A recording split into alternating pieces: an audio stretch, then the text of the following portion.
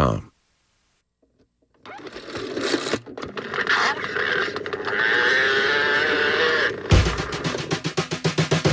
Walks like an animal, talks like an animal, must be an animal. Come hear the animals, talking animals, talking animals.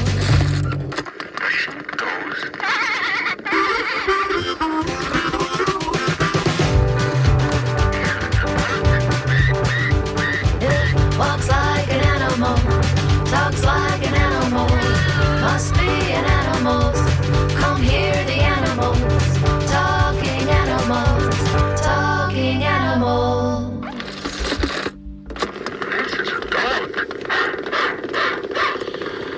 Good morning. This is Talking Animals on WMNF. I'm Duncan Strauss. Before we address this week's show, I want to express my sincere hope that you fared well in the wake of Hurricane Milton and or those tornadoes' fierce onslaught, while many, of course, were still recovering from Helene's impact. And if you didn't fare well, if you were unfortunate enough to sustain some damage or loss of any kind, I extend my heartfelt condolences to you and yours. Meanwhile, today my guest is Nancy Murrah, President of the Raptor Center of Tampa Bay, or RCTB. The RCTB's policy, akin to a mission statement, states in part that, quote, the Raptor Center of Tampa Bay rescues, raises, rehabilitates, and releases hundreds of wild native birds of prey annually across the Hillsborough, Hardy, Highlands, Pasco, and Polk counties of Florida, end quote. RCTB pursues a wider agenda than this, including hosting environmental or nature education events. Indeed, this interview Wednesday with Nancy is partly pegged to the Wonders of Wildlife Festival taking place November 9th at Edward Medard Conservation Park in Plant City. That's running from 10 a.m. to 4:30 p.m. on the 9th. The Wonders of Wildlife Festival will provide attendees with the opportunity to see some of Florida's native species up close. Among them, birds of prey, skunks, snakes, tortoises, and others, demonstrations of various kinds, wildlife programs, live animal presentations, exhibits, and more. Over the course of the day, these and other activities are designed by the festival to help those on hand learn about sustainability, conservation efforts, and assorted threats to wildlife. We'll learn more about the Raptor Center of Tampa Bay and this forthcoming Wonders of Wildlife Festival when I speak with Nancy Murrah in just a moment here on Talking Animals on WNF. But it's definitely festival season. So coming up later in today's program, I'll speak with Ann Paul, an organizer of the annual Florida Birding and Nature Festival, a 4-day event held in and around Apollo Beach, Florida, running October 17th, that's tomorrow, through October 20. Across those 4 days, the festival will offer an array of opportunities to observe and learn about wildlife, including field trips, boat outings, expert seminars, keynote speakers, and an unticketed nature expo for the 4 days. We'll hear a bit more about the festival, which will cover everything from bird photography to orcas to butterflies to shorebirds. When I speak with Ann Paul later in today's program on Talking Animals on WM. Right now, though, let's discuss the Raptor Center of Tampa Bay and its forthcoming Wonders of Wildlife Festival with the center's president, Nancy Murrah. A reminder that I invite you to join the conversation by calling 813-239-9663, emailing dj@wmnf.org, or texting 813-433-0885. Let's welcome Nancy Murrah back to Talking Animals on WNF. Good morning, Nancy. Good morning. Thanks for joining us today on Talking Animals and driving over with a kestrel, no less. Can you say a little bit about your friend that you brought into the studio? He's an American kestrel. He's the smallest falcon in North America. His name is Chirp. And Chirp? Yep. He makes his living doing exactly what he's doing right now, and that's educating people about birds of prey and their importance in the environment. That's great. Well, I'm sure he does a great job at it. He looks very comfortable and knowledgeable, and so we'll ask him some questions somewhere along the way, of course. So, but before we dive in too much, I feel it's incumbent to ask how the Raptor Center fared through hurricanes, both Helene and Milton. We were really lucky. We had a lot of tree branches down, and some things fell on top of our enclosures, but nothing was damaged. So we were really lucky. That's great. What preparations are made, or were made in this case at the Raptor Center when a major storm is looming? I mean, you probably had to, do some preparations since it was unclear, obviously, what was going to happen in the exact path of the storm. For us and every major rehab center throughout this area in Central Florida actually took all of their birds and animals and brought them into secure buildings. Wow. So for us, that was 41 birds of prey, 11 possums, armadillo, and countless baby squirrels. Yeah, squirrels seem big. In fact, yeah, I think I saw on social media once or twice references to that. So why are squirrels so prevalent there, or why are they so central to what happened in the wake of the storm? Well, they're vulnerable at this time of year because they have babies. They have nests, and when their nests are in the trees, and when the trees get whipped around or fall down, they're affected. So they do typically build 2 nests, but if the whole tree comes down, it's really difficult for, a mother squirrel to recover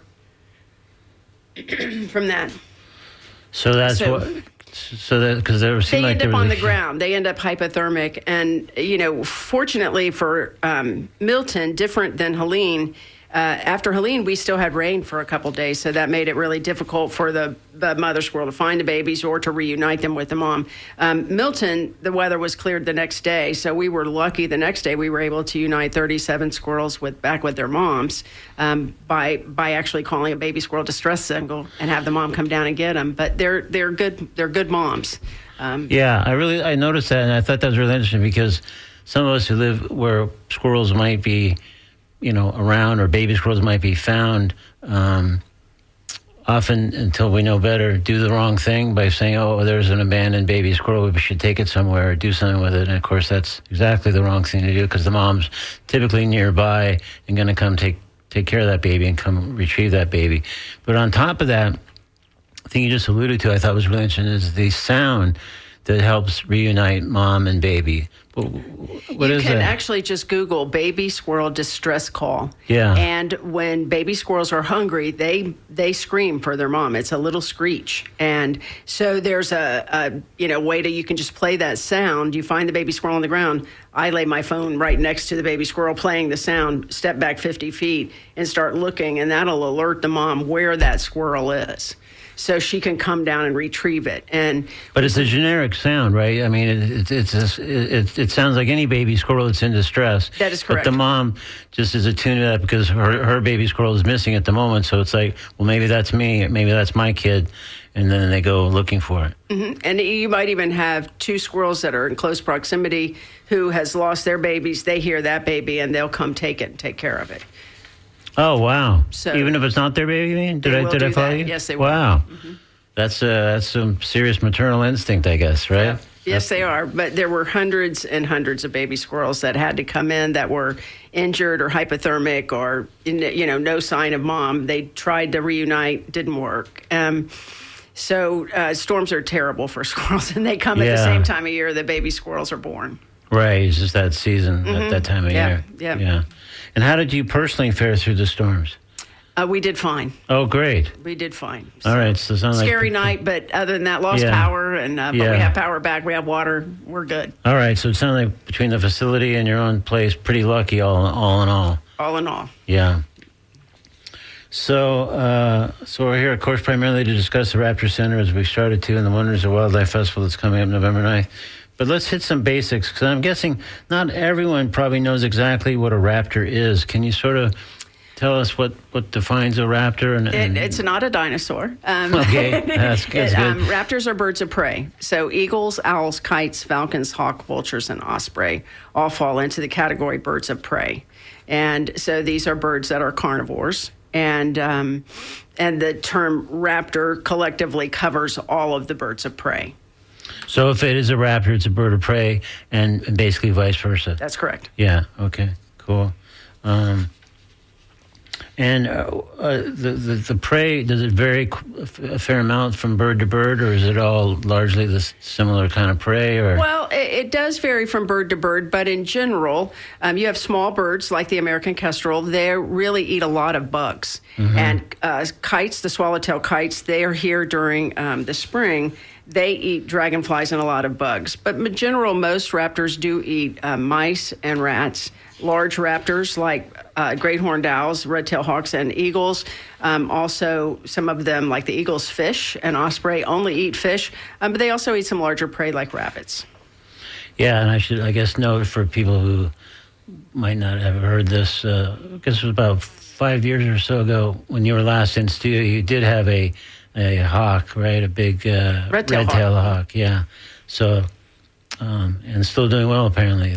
Her name is Zoe, and she's still doing great. I couldn't remember her name. That's great. So, to what extent have you found over the years that raptors can be, I guess maybe the right word is polarizing, just in that, for example, someone might love the bald eagle for the symbolism and everything that goes with a bald eagle, let's say, while the next person might be spooked by owls, and then the next two people might feel vice versa. But do you find that people have some uncomfortable feelings about raptors? Or I think that there's two reactions. You love them because they're just magnificent to look at. To be next to a bald eagle is wonderful. I think a lot of people don't like the thought that their prey is live animals, and so that is kind of. And if you're squeamish, that's you don't want to see that National Geographic moment, right? So, right, swooping down but their major function on the planet is rodent control. They even the little kestrel that I have will eat small mice. Your eagles will eat large rats. So rodent control is one of their primary functions on the planet, one thing that happens with us in rehab is of course, rat poison. A lot of people don't realize a poisoned rat will I'm just going to ask you about that. That seems to come up more and more, and it seems like it's become like a bit more of an issue, or just more widespread, maybe? Well, I think that it's really one of those things that none of us want rats. Okay, none of us want rats at all in our houses or in our yards. They are a part of our environment, and many animals, even the coyotes with a good rat population, will only eat rats. Coyotes get a bad rap a lot of times. But they, I think a lot of people just don't realize that rat poison kills everything up the food chain. Yeah. And there's a lot more attention to it because there are a lot of groups. We have one called StopRatPoison.org here in the local area. There's another one, Raptors Are the Solution, RATS, great website out of California. Those folks have actually been able to outlaw rodenticide in the state of California. And our goal as wildlife rehabbers, and a lot of people in pediatric emergency rooms will also tell you there's 25,000 children across this nation that get poisoned with rat poison every year. It's something that we need to outlaw across the board nationwide. So the idea is, for people that are still trying to get rid of rats, for whatever their reason might be, find some other method and let's stop with the rodenticide. Correct. Yeah. Correct. I mean, the biggest thing that I would say is exclude them from your house. Make sure you don't have any holes, and don't leave brush piles in your yard. A lot of times we think, we'll leave that little mulch pile over there with leaves. Rats love to nest in anything they can get underneath. A bucket turned upside down is something they can crawl under. Like so it's shelter. Food, water, and shelter, right? So It's just making sure that you keep your yard clean and keep the trash out of your yard, and the rats really won't be around. Yeah. But the main thing is, if you have a rat issue, don't solve it that way. Solve it by any number of other methods. Right? What are some of the better methods that people recommend so people do not use live traps? Traps, there's also traps where they have snap traps inside, the old-fashioned snap trap, but it's inside of a little box, so you don't have to see it, and you just discard the whole trap.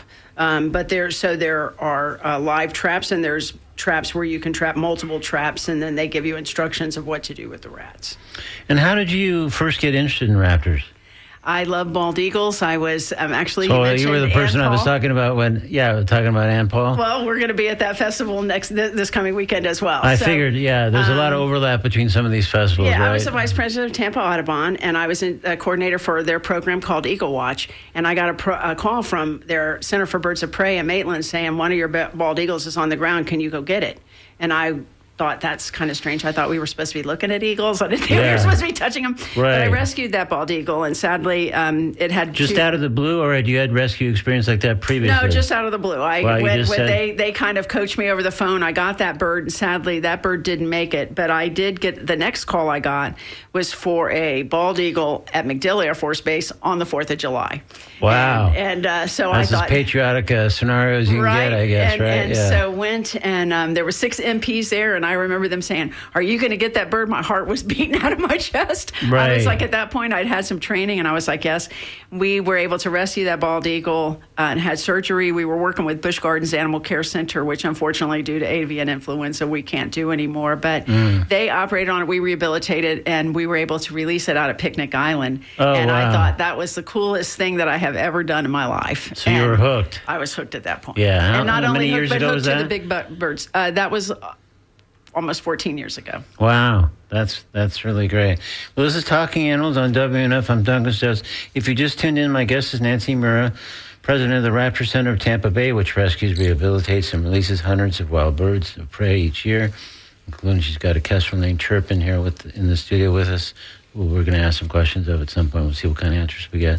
But the center is also presenting Wonders of Wildlife Festival coming up. It's a multifaceted extravaganza happening November 9th at Edward Medard. Am I saying Medard right? It's Edward Medard Park. Okay, yeah. They say Conservation Park, at least I think on some of your materials, so I wasn't sure if that was the full complete name. But that's in Plant City, if I'm not mistaken. And if you have questions for Nancy about raptors, about the coming festival, about anything else related, or just would like to offer a comment, please call 813-239-9663. Email DJ at WMNF.org or text 813-433-0885. So, so tell me about the work that the Raptor Center does. I mean, we've already gotten a little bit of a sneak preview, I think, but what are the most common ailments or injuries that leads to birds of prey being rescued and rehabilitated there? There's a variety of different things that happen besides poisoning. We had an osprey that came in this morning that had flown over a power stack, that all of its feathers are burnt. Oh, jeez. Hit by car, running into buildings. Right now, we're at the height of migration in Florida. There are some nights over 1 million birds flying over us at about 1,400 feet heading south. And so we've got all of that going on at the same time. So now when they're migrating, they get exhausted. And now they've hit a hurricane. Yeah. And so it forces them to come down to the ground. So many birds come through, are exhausted. But we are in the height of migration right now in Florida, which means you can see all kinds of things. And it's fascinating. The day after the storm, my trees were full of warblers that had come in after that storm had gone past us. So you hadn't seen previously, you mean, that weren't there before? Yep. They just turned up there as kind of in the wake of the... Yep, they obviously hunkered down during the storm. Yeah. And that next morning when the sun came out and the sky was blue, the birds were out as well. Wow. All right, well, let's take a... call and get someone else involved in the conversation. Hi, you're on Talking Animals with Nancy Murrah. Hello, it's you. I have a question. Yes, please go ahead. I live in Pasco County on a large farm, and I was wondering if I have great horned owls on my property, and I'm seeing a decline in yellow rat snakes and black snakes in general. Are they getting those yellow rat snakes, and are they also getting rattlesnakes? No, your great horned owls are not snake catchers, okay? In general, that is not a prey that they would go after. The snakes could be a result of the weather and just the changing season right now that you're seeing, but in terms of raptors eating snakes, Caracara eat snakes, which you don't really have there in Polk County, and also your red-tailed hawks and red-shouldered hawks in particular. The shoulders will go after snakes, but I think it could just be seasonal with your snakes. But your great horned owls are not eating snakes. Okay, thank you so much. I love your show, and I also noticed, like you said about the warblers, I noticed a big flock of palm warblers on my farm last week. Mm-hmm. That just arrived, right? Yeah, it was. Yeah. It's awesome. That's interesting. That's great. All right. Well, thank you so much for calling. Appreciate it. Thank you. So, on a snake-related note, one of our emailers wrote in, the subject heading says, ban glue traps. I think this is back to our rat conversation. And then it's in the body of the email, it says, save a garter snake stuck in a glue trap by using safe oil. I'll tell you, it's very interesting that for a snake, the oil is easier to get off the snake than it is a bird. If you pour oil on a bird's feathers, then we've got an issue with having to get that off the feathers and then put their own oil back on the feathers so they're waterproof. But glue traps really get a variety of different animals, from birds, little lizards, and salamanders. Glue traps are not a really great way to control your rodent population. Yeah. But the interesting thing about the glue trap, we had a bird that was really stuck badly on it, and so I called the manufacturer. And the thing to use to take an animal or bird off of a glue trap is peanut butter. Wow. So something none of us would have ever thought, right? So just so I'm tracking our conversation about rats and rat poison and the unfortunate effects that can have on our bird friends. So we don't want to use rat poison. And we do want to use traps. We want to be careful about what kind of traps, I guess, we're using. Correct, with the rat traps. And the glue traps in general are just, the thing that happens to them is people put them outside, or they put them on the porch and they have holes in their porch so little animals can get in there. And we get a variety of different animals stuck on glue traps. And the people have poured oil all over and gotten them off the glue traps, or pulled them off the glue traps and pulled all their feathers out. So peanut butter works great. But again, glue traps not a great way to control your rodent population. Your birds of prey in your neighborhood could catch 100 times more rats than that glue trap will ever catch if you just leave them alone. Okay, we have a longer email I'll get to in a sec. I'll try to at least. So, okay, so would you say are there kind of groups of ailments that you see at the Raptor Center, that the birds that come in that have been rescued or that you've rescued directly, and there are kind of more common things that seem to afflict them? There are, yes, hit by car, running into windows, unfortunately getting shot, poisoned, and are common occurrences. And then every time you think you've seen it all, you get an animal or bird, wildlife in that's gotten into something, and you think to yourself, well, how did this happen? I've gotten them in covered in grease, just a variety of different things that people leave out open. And the animal sees a lizard on the side or something, and goes after it, slips into the bucket, and now is covered in something that it's not supposed to be, or that you or I wouldn't want to touch either. Yeah, right. Yeah, jeez. So just be careful. Don't leave any open containers out that contain even water. Things can drown in water that's left in a bucket. And how long do I mean, obviously it's going to vary about what brought them there, but how long is there a general length of treatment that the raptors have before they're hopefully ready to be released? The average raptor is with us 6 to 8 weeks. Okay. That's it. Some of them that we have much longer. The osprey I described to you today that came in that had the feathers all burned off. Right. If that bird survives this, it'll be in captivity till next year, when every single feather comes off and it regrows new feathers. Okay. So that bird will be in captivity a year. Yeah. Our general rule of thumb, as from FWC and U.S. Fish and Wildlife, we're governed by both of them, and USDA is 180 days. If animals, that's the maximum you're saying, or if an animal stays in captivity more than 180 days, then they're required to have vet letters there of why they're actually still there, and are they tracking for release or are they tracking for placement?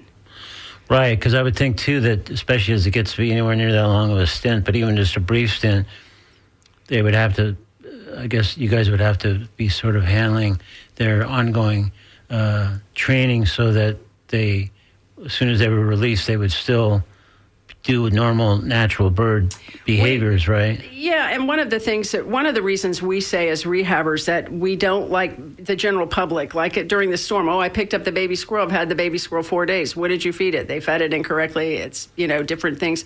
And they talk to them and they baby them. We don't do that. We interact with the animals that are going to be released only for medical care. And the babies are not babied. They are, if we take something in as an infant, as a bird of prey, it is live prey tested to make sure that they can actually capture and kill. So that's what I meant. Those habits and those behaviors are triggered and maintained. So while they can't be freed until the feathers come all in, or whatever is that one example, they can still, once they are released, they can be regular raptors out in the wild. They can survive, right? Yeah. Our last phase, we have a 100-foot flight cage, which I'm happy to tell you did not get get damaged at all. Wow. And it is in Polk You guys County. were probably sweating that one. We were. It's 100 feet long and 18 feet tall and 18 feet wide. And that's where Wow. we recondition birds for flight. And we actually go in there and make the birds fly back and forth to do physical therapy. And for example, like with owls fly completely 100% silent. So in that large cage, we can test to make sure that we can't hear them flying at all. And why is that important? Because if you did hear them, something would still be amiss? Something would still be amiss. That's correct. And more importantly for them, an owl hunts in total darkness. They rely on their sound, and the being able to fly silently is one of their weapons. Right? Because if you can't hear them coming, can't sneak up on the unfortunate prey. Correct. Yeah, correct. I gotcha. But everybody's got to eat. Yeah, no, one way or the other, right? Yeah. So what kind of cost does the Raptor Center incur? Like, let's say, rehabbing one of those birds you mentioned. Like, what would be involved? Is it broken out sort of by bird, or is there ongoing weekly costs, or how? Well, there's a weekly cost for us for food. We spend between $800 and $1,200 a week just on food alone for the animals to rehab them. And for medical care, we have a lot of really good vets that work with us and don't charge us. Some of us just charge, but we pay for medicines. So on average, to rehabilitate 1,000 birds a year costs us about $80,000. And that's all doing that with volunteer employees. We are 100% volunteer-based organization. And where does that funding? How is the Raptor Center funded? Well, we fund it through things like the Wonders of Wildlife Festival, and we really have shifted a lot of our focus to education with kind of the caveat, I can save the planet. And that is, maybe we can't save the whole planet, but we can save our little piece of it. Sure. So we spend a lot of time doing education, talking to people about what they can do to help animals and birds and the planet in general, so that, we've got birds and animals and birds flying around in the sky in the future. So those events are among the things that generate revenue that help make up that operating budget. Right. And just, we get a lot of good folks that donate. We are 100%, based, volunteer-based, and rely on donations to operate. All right, cool. We're going to talk a little bit more about the festival in just a moment, but let's take another call here. Hi, you're on Talking Animals with Nancy Murrah. Hi. Hi, go ahead. I have a question. Go ahead, please. I was curious about creating habitat for birds, and I was thinking lately particularly of owls, but do you have any top recommendations for creating habitats for animals, or should we just not try to do that? And I can take my call off there. Okay, thanks for your call. Go ahead. In terms of creating habitat, I think that the part that's so important is large, old-growth trees. So creating habitat is planting trees and starting to plant longleaf pines and things that were native to Florida. There's nothing wrong with creating habitat. In fact, actually planting large groups of trees together is one way to help change the climate. We know that in large areas of desert places in the world where people planted 1 million trees, they were able to change the climate back to the way it was before it was deforested.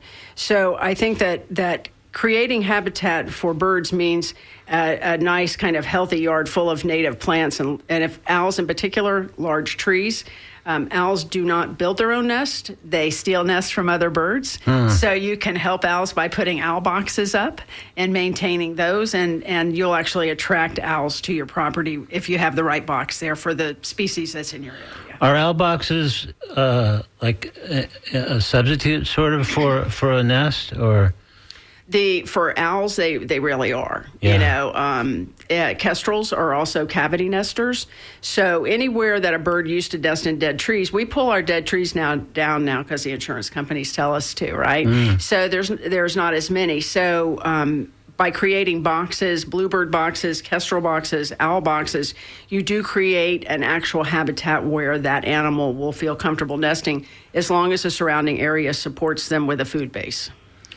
And are the boxes distinctly different? So a kestrel would go in this kind of box and another bird would go in this kind of box, but the twain wouldn't meet necessarily? Well, you know, it's fascinating. Birds choose their cavity by the size of the hole. So a lot of them are taking woodpeckers. You know, woodpeckers are great at building these great cavities in the tree. And so a kestrel would love to go into a woodpecker hole. So kestrels and screech owls can share the same boxes, but then a barred owl takes a specific box, a barn owl takes a specific box, and a great horned owl actually nests in an open platform. They open nest in trees. That's great. So it's rare that someone steals somebody else's box because it's not really their own creation, but it sounds like it's not unheard of either. No, it's not unheard of. And for the small birds like these kestrels, there are other birds that like to nest in those, like flycatchers. They'll go in and actually use that nest inside there. Cool. All right, let's take another call. Hi, you're on Talking Animals with Nancy Murrah. Hi, my name's John Murphy. I'm in Sefton. I got a quick question. Okay.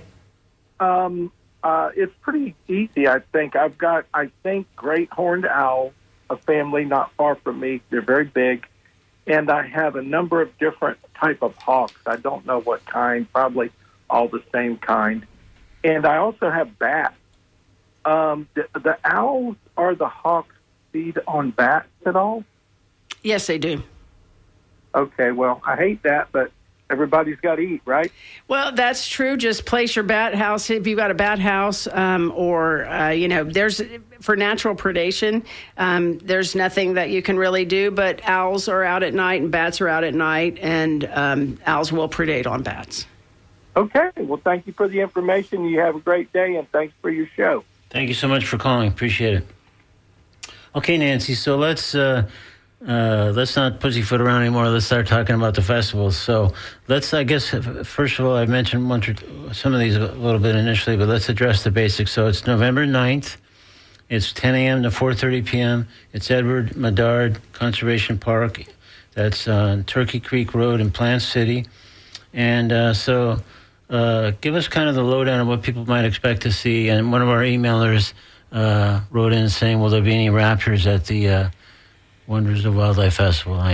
Something tells me there will be. There will be raptors. Yeah. And in fact, we have a live bird of prey show by EarthQuest with Steve Hottie, and he will be free-flying birds of prey. There'll be an Andean condor, which is the largest bird of prey in the world. She has an 11-foot wingspan. Wow. And he has a variety of other birds. That show will be at 11 and again at 2. We have just a variety of Seaside Seabird will be there with their birds. We will be there with photo opportunities. We have 7 birds of prey, including a caracara red-tailed hawk, chirp here, and several eastern screech owls. And there will be a variety of other people there with not only raptors, but live animals such as skunks and things like that, too. That's great. And you made a reference to Seaside Seabird Sanctuary, which I think, if I'm not mistaken, they were hit really hard by Helene, right? If I'm not mistaken. They were hit hard, but, their buildings were sound. And from Milton, they've sustained another $100,000 worth of damage. But I didn't know the updated thing. But they are, it's fixable. There are wildlife centers which I think made sense at one point in time to have them on the coast before we had the number of storms we have now. But our major rehab centers, several of them, Seaside Seabird, Save Our Seabirds, Wildlife Inc. on Anna Maria, completely wiped out. Peace River, completely wiped out. We haven't heard from Save Our Seabirds in Sarasota yet. We know that Crow down in Sanibel sustained flooding, but no damage to the hospital, and the cages are intact.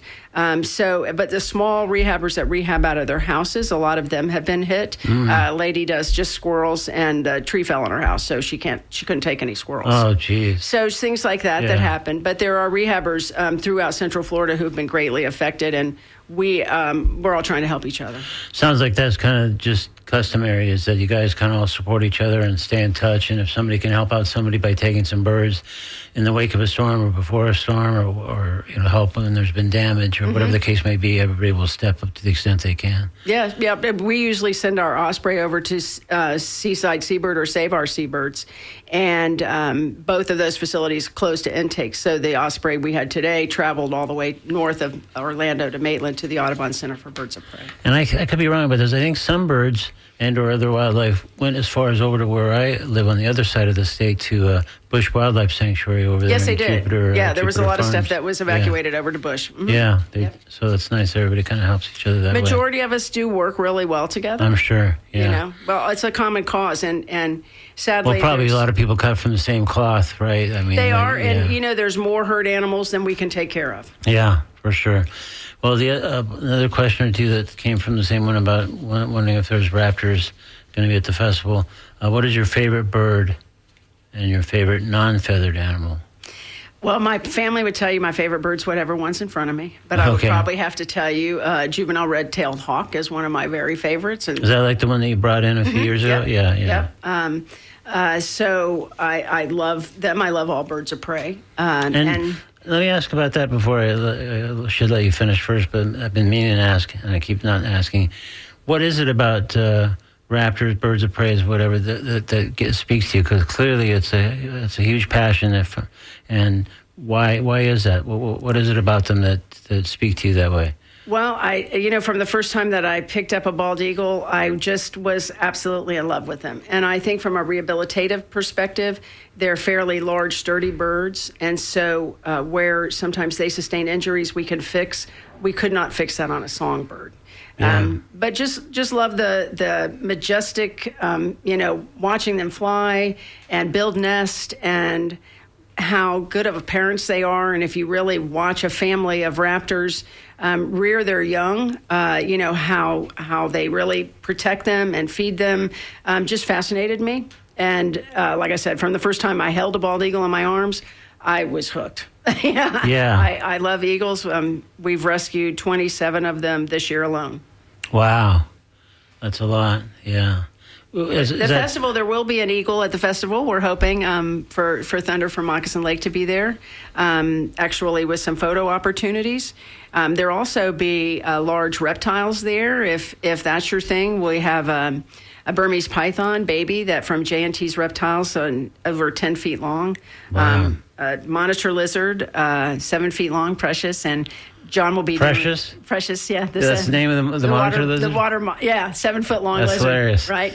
And but he'll be doing a show on, these are animals that were confiscated in the Everglades. He works closely with FWC, and he'll be doing a show on that. We'll be doing our puppet show called I Can Save the Planet, which is a view from 14 native Florida animals of what we as humans can do to help them and their environment. We also have a magical bird bus that will be there, and there's an animal parade, if I'm not mistaken. There's an animal parade, and this year now we're tell so me excited. about that. I got to hear about this. Well, we have 40 costumes that we let everyone put on. And the thing I really want to tell everyone is that if you wear an animal costume to the festival, you get in free. Wow. So $20 I'm going to to start get in. thinking about this now. It's $15 in advance, but the animal parade this year is going to be led by the U.S. Department of Forestry's Smokey Bear. Oh, wow. So that's okay. at noon, and we do a parade through the fairgrounds, through the festival grounds, and it's just really a fun activity. We play music, and the kids have tambourines. And that's great. Well, I think with just a little bit of adjustment, I could pass for a red-tailed hawk. So maybe I should enter the contest. We could definitely. Anyone that wants to do that, we welcome it. That's great. That's fantastic. So where would people find out about more about the festival, and especially how to get tickets? You can go to our website, which is the Raptor Center of TampaBay.org, and then go to events, Wonders of Wildlife. You can also go, it has its own Facebook page, Wonders of Wildlife Festival. There's a link there for tickets. And on our Facebook page, the event there is listed also on the event page, and there's a link for tickets there as well. That's great. So it's simple, one way or the other, Raptor Center website or Facebook page, and you can just get your tickets. And again, that's coming up November 9th. It's pretty much an all-day event, really, with all the different things going on. All kinds of things, live mermaids and face painting, and there's great food trucks, there's live music, there's a lot of artisans and craftspeople that are nature-related, and just there's fun things to do at every single booth. Yeah. So lots of stuff for kids, too. Sounds fun, and it sounds like there's definitely a huge, as you've already noted, it's kind of like your mission and so many things, a big educational component to this. Mm-hmm. Yeah, but it's our goal is to try to really charge the next generation of conservationists. You know, our young people are the people we've got to really rely on to bring the environment back and where everyone can flourish, and that includes us. Right. Yeah. Let's not forget us. Well, you know, even, you know, as I say, we owe our whole existence to the fact there's 6 inches of topsoil, there's sunlight, and it rains. And so we need to take care of all of that. Yeah. Well, I'm going to ask a question that came originally, I think the intention was to send a photo with it. I think eventually a photo did pop up, but there's been several emails. But the question itself, I think, is interesting, especially related to the storm action we've gotten recently. So a bird that looks exactly like this one, and that's the one where there was a photo, and I think somewhere a photo did turn up, but it looked like it's obviously some kind of raptor, I believe. Sat outside in the pouring rain for 30 to 45 minutes without moving off my chain link fence on Wednesday, hours before the storm came in. Do birds sit out in the pouring rain normally? Seem very odd because of both the rain and the fact it never left its spot. They do. It does seem strange to us, but the rain doesn't bother them the way it bothers us, and that we saw raptors sitting on the ground everywhere. Once it starts raining, they don't like to fly in the rain. I'm not saying they can't, but they don't like to. And there's certain birds, especially owls, that when their feathers get wet, they're not going to fly. So that bird sitting, it started to pour rain, and the bird just sitting there and saying, I'm just going to, just the same way we'd sit in our car saying, well, maybe it's going to lighten up and I can take off pretty soon. Yeah. You know, but that's not uncommon behavior at all. Yeah. Even on a sunny day, that sometimes raptors will sit for quite a long period of time. It takes a lot of energy to do what they do. It takes a lot of energy to fly. They might just be resting, regardless of the weather. Yeah. Yeah, and sometimes we get a lot of calls that the bird's only standing on one foot. That's pretty common for raptors, too. It's kind of like, I rest this foot, I rest this foot. Give them both a rest, yeah. Well, we're sort of nearing the end of our time, Nancy, but I'd like to sort of wonder what from your standpoint over these years, what do you think is the most misunderstood aspect of raptors? The most misunderstood aspect of them is, I think, is that they're going to get your pet. That's one of them. You know, if there's a good rodent population out there, they don't hunt anything else. So misconception is that the bird is there hunting your pet. The bird's there hunting food. And if you have, so I think that's a misconception. I think the other misconception that I get from people who call is, the bird's in my backyard and I've locked myself in the house. Well, they're not going to attack you. They're not going to unlock your door. They're not coming in. If you have a bird that gets in your house, a bird of prey, sometimes that does happen. Last night there was an owl in someone's barn, and they wanted the owl out of the barn. The bird is not going to attack you. They're there looking for food. And so if you find an injured raptor in your yard, reach out for help. There's a lot of us who do this, and there's a place called animalhelpnow.org. Oh, yeah. Which is great because... That Colorado-based? Or I think I spoke to somebody about that. I'm not sure where they're based, but the reason I like them so much is FWC, you can go to their list, and it only lists permitted rehabbers. And you might say, well, that's maybe all you want. Well, there's a lot of organizations that rescue and bring to rehabbers. Yeah. Animal Help Now lists all of those. So even though you might not see that person that's, 20 miles away from you, maybe somebody 2 miles away from you doesn't mind grabbing that bird and driving it 20 miles. For sure. A great resource no matter what's going on. But if you see a bird of prey on the ground and it's there more than 2 hours, or it does not move upon approach, if you walk up to it and it doesn't fly away, you should call for help. If the worst thing that happens is when we get there, the bird flies away, the best rescue is the one we don't have to do. Yeah. Well, it sounds like just from our conversation here, you've alluded to sounds like you get calls throughout any normal day, not counting any storm or wake of a storm, but just sounds like there's constant questions. Between 40 and 70 calls a day, even when there's no hurricane. My goodness. Wow. Yeah, lots of injured wildlife. Yeah. All right. Well, Nancy, I think we have reached the end of our time. This has been Nancy Murrah from the Raptor Center of Tampa Bay. And again, the website for that is raptorcenteroftampabay.org. And that's also where you can find out more, including getting your tickets for the Wonders of Wildlife Festival. That's coming up again on November 9th. And I'm going to be sad to see Chirp go. He's certainly a very cool, calm, collected bird that is obviously very good at doing interviews. Doesn't say much, but he listens very intently. He does. This is how he makes his living, and he loves being on radio and TV. That's great. Well, we loved him having on radio, and we loved you having on radio too, Nancy. So thank you so much. Good luck with the festival, and And thanks again for all your great work on behalf of all our bird friends and other wildlife. We didn't get into some of the other wildlife that floats around in the the my favorite mammal, by the way, is an opossum. Oh, okay, good. That makes sense. Most misunderstood animal in North America. Okay, I got you. All right. You asked me that and we didn't answer. That's right. Thanks for coming back to that.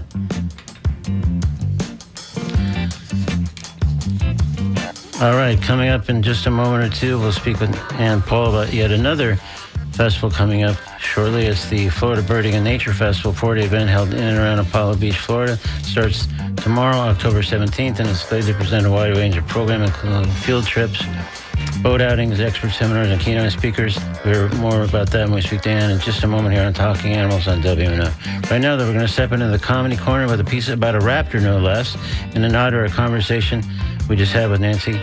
In this case, a raptor who's gone missing. Here's a piece called Balthazar by Andy Ritchie in today's Comedy Corner on Talking Animals on WMNF. This is funny, though. Somebody in my neighborhood a couple weeks ago posted a sign on a telephone pole for a lost falcon. Like the bird. They're like, we lost our falcon, help us. I'm like, I can't. I'm not the Beastmaster. I can't summon wildlife from the sky. It's like if you lose your dog and you post a sign, like, yeah, there's a chance you get your dog back. But if you lose your falcon, it's gone, dude. Forever. Because it can fly and it hates you. It's not going to be hanging out in the woods one day like, God damn it, I really miss that hood. Nobody puts a hood on me out here that makes me think I'm asleep. It sucks. It's like, these people are never going to get their falcon back. I was like, well, maybe they'll get their falcon back. Because they're very smart. When they made the poster, they put a picture of the falcon on the poster. Yeah, which is very helpful if you're the one looking for it, right? Because that way you don't show up at their doorstep with the wrong falcon. I think we've all been there before. It's incredibly embarrassing. For all three parties involved, really. Falcon's just like, oh, this is not my house. I don't know why the falcon's Jewish in this joke, but it's a Yiddish falcon. And then underneath the picture, they put the falcon's name. Balthazar. And there was a $300 reward for him, too. I guess they're really expensive. So I'm like, whatever. I got nothing better to do this afternoon. I start walking up and on my block like, Balthazar! Balthazar! People are giving me spare change. Poor kid's touched in the head.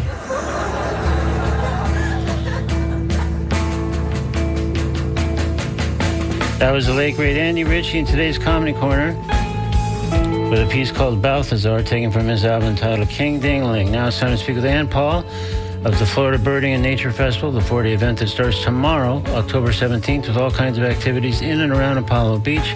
Here's Ann Paul on Talking Animals on WMNF. Good morning, Ann. Hey, how's it going? Good. Thanks for joining us on Talking Animals again. Well, I'm glad to be here, and I'm really glad to say that we're able to, pull off the festival. We're in a community that's just lived through a couple of pretty bad hurricane events, and a number of our field trips are canceled, but half of them are still going. That's great. We're having the Nature Festival, and then Expo, which is free and open to the public, and that's centered at the Florida Fish and Wildlife Conservation Commission's Suncoast Youth Conservation Center in Apollo Beach. Yeah. Located on Dickwin Road, just south of the Manatee Viewing Center, if you're aware of where that is. But Friday and Saturday, the Nature Expo will be open with all kinds of exhibits and nature items for sale.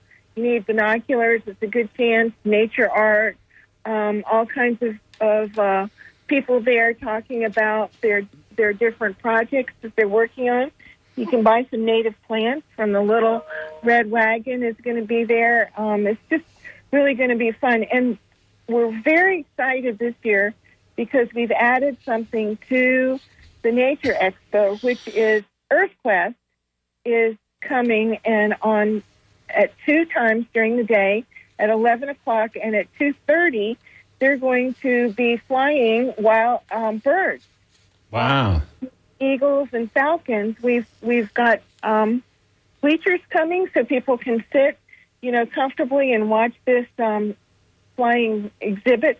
And that'll be again 11 o'clock and 2:30 on Saturday at the Nature Expo, and that's free and open to the public. The festival itself, we have 14 different seminars offered on Friday and Saturday, and it looks like we have 12 to 14 field trips that are up and running. That's great. That's amazing that many were able to be sustained based on the back-to-back hurricanes that we've all kind of absorbed here. Yeah, and, we're really excited that we're able to present such a rich program. We've also, I should mention, and this is really quite exciting. We've got 2 fabulous keynote speakers. One is Friday night, and that's going to be at the St. Andrew Presbyterian Church in Sun City Center, and it's, of all people, David Allen Sibley. And if you're familiar with the birding guides of North America and some other books that he's written, he's a fantastic artist, and the birding guides are his product. And he's coming to give a talk about birding and field guides, and it's, I'm so excited. He is birding aristocracy. Yeah. We're to have him be our keynote Friday evening speaker at Sun City Center at the St. Andrew Presbyterian Church. Dinner is included with that. Beautiful buffet by Richard Carr, who does a really good job with dinners. And on Saturday night, oh my gosh, we're so excited because Tim Lamont is coming. And he is a photographer for National Geographic with multiple programs with National Geographic. And he's going to be, we had to have a different spot because of conflict and, kind of working on our feet here after the hurricane flooded our original meeting location. Yeah. So we're going to be at the Sun City Center Convention Center Hall, and that is on Saturday night, and that's where Tim Lamont is going to be there. And Greg Jones is going to be playing his music. So we're going to have music, we're going to have food, and we're going to have Tim Lamont Saturday night in Sun City Center at the Convention Hall. All right, so I'm going to jump in with a couple of things, just to point out a couple of things, because one thing is just people might be interested to go to the website, Florida Birding and naturefestival.org, to see the whole schedule and specifics about some of these events that you mentioned, some that we haven't had a chance to talk about. And we should also note, even though so far most of the things we've mentioned, that you've mentioned so far are birding oriented, and of course that's natural when birding's in part of the name of the festival. But there are also other things being covered, including ranging from butterflies to orcas to gopher tortoise to dolphin and so on. So there's really quite a bit of array of things that are being discussed, and keynotes are having some of these trips to them, depending on which ones you're interested in. So, and that's all over the 4 days from October 17th to 20th. But the key thing, I think, is to hit the website and find out more. And that's how you can also get your tickets through the website, right, Ann, I assume? Yeah, you can. You can sign right up. There is a cost to go to the seminars and on the field trips, but the keynotes are offered separately without having to register for the festival. And we're offering, if you come to both, you get a $20 discount for that. That's great. Both. So there's all kinds of opportunities to really participate in this. But again, the Nature Expo and the Earth Quest bird performance on Saturday, that's free. The Nature Expo will be 2 days, Friday and Saturday, all day at the Youth Conservation Center there on Dickman Road in Apollo Beach. So just a lot going on. We feel as though it's, something for everybody. Oh, we also have a student-led field trip for kids during the day on Saturday. So you can look for that on the website, too. Okay, well, I think we're just about near the end of our time, Ann, but this all sounds fantastic. I'm so glad the show must go on. And again, Florida Birding and naturefestival.org for more information, tickets, and more details about some of these great activities that are being offered. Thank you so much, Ann. Appreciate it. Thank you, Duncan. Thank you.